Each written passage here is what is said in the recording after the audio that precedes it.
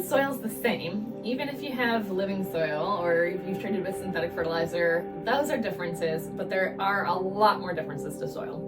You can have sandy soil, you can have loamy soil, you can have clay soil, and all of them need to be treated a little bit differently. All of them have different structures and they have different nutrients already present inside them that just need to be unlocked with microbes.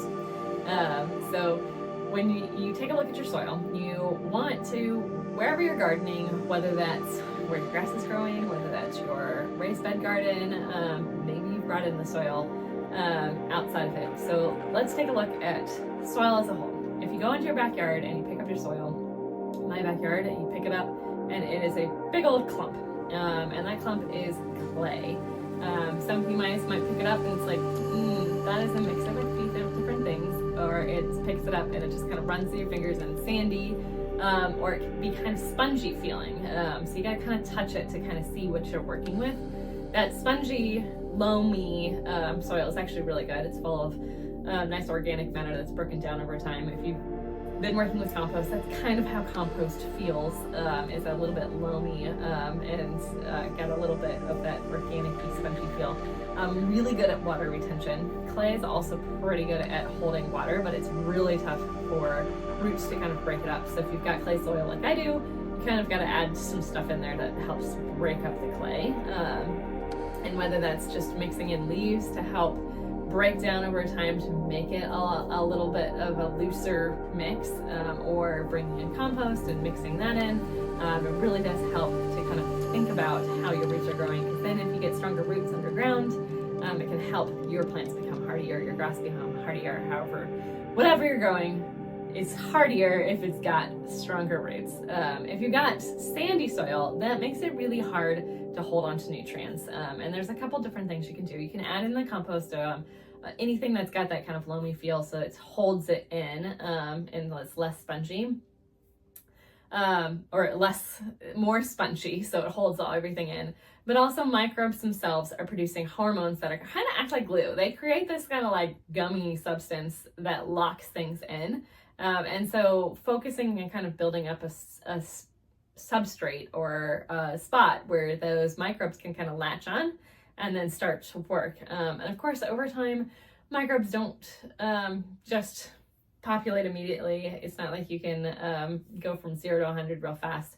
But the more often you use microbes or living products, the faster it's going to build. And so you can actually use them even every day if you wanted to, because they're not going to burn your plant roots. But most people find it more economical, easier on their schedules, whatever it happens to be, to do it on like a 2-week basis or every month basis, and just know that over time that's going to build up for you, and help lock in the nutrients. So you're going to need less over time too, and really help break your soil up so that it's getting back to that consistency, because the microbes will also break down organic matter, build it into there, attract worms that are also going to help break up your soil, which is really helpful for clay soils. And one of the great things in our backyards, we have a lot of worms that are doing some work for us to help make space for our plant roots.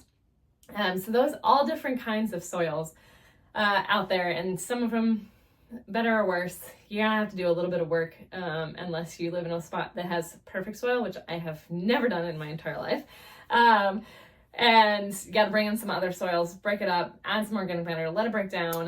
This is the perfect time of year, if it's the fall or the winter, to add organic matter to your soil, and just let it break down until it gets to the spring. If you've got a raised bed and you're starting from scratch, there's a couple different things I would recommend.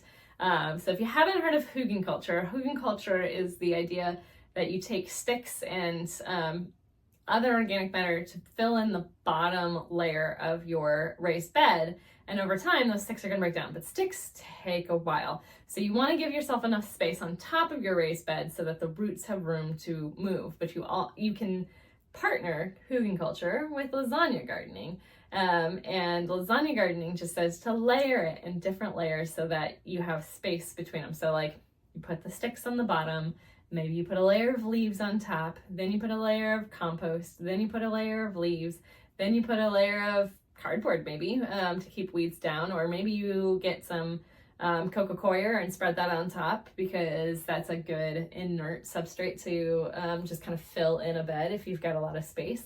But using a lot of organic materials as well as compost can really help make your soil start off right.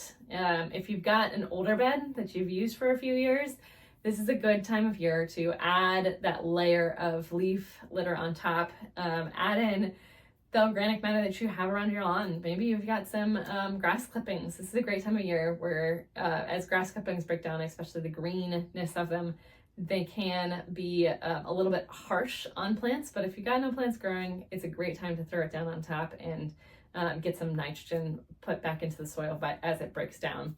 And adding microbes to that can help speed up that process. Or if in the spring you're like, it's still not broken down, adding microbes to the process can also help speed up that breakdown and get plants what they need when they need it in the springtime when you're ready to garden. And so knowing what kind of soil you have can really help set you up for success. It's a great way to get started and figure out how you need to amend your soil so you can grow easier. And starting out with a good base can make your job a lot easier as you get into the hot summer months with your garden.